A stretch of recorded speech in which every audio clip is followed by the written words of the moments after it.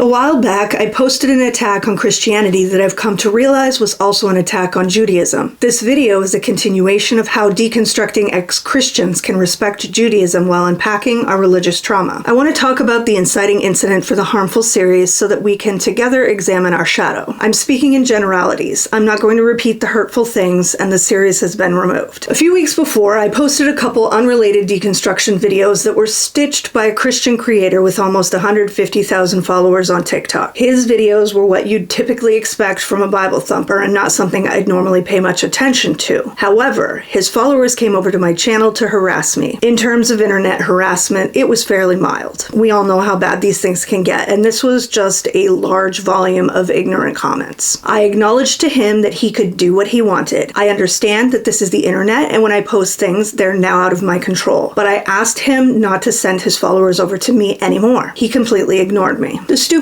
comments continued, and I got pissed. I finally decided I was done being nice. I was going to eviscerate this guy's nonsense, and I created the series in question. 8 videos of my wrath. In my anger, I violated my own values, including saying things I've made videos on this channel about not doing. I especially bought into the Christian lie that there is only us versus them, and I thought I could separate my critique of Old Testament Christianity from Judaism. In doing so, I pretended there would be no collateral damage, that somehow this discussion would stay between Christians and ex-Christians. That was bullshit. I was wrong. Here's the difficult truth I've faced. When we criticize the Old Testament, we criticize Judaism, and we do so from an uninformed perspective. It's a double punch in the gut to an already oppressed people. First, because we're criticizing their sacred books with no true understanding of them, and second, because we're upholding the supremacy of Christianity. Discussing known history and deconstructing the Christian perspective are one thing, but passing judgment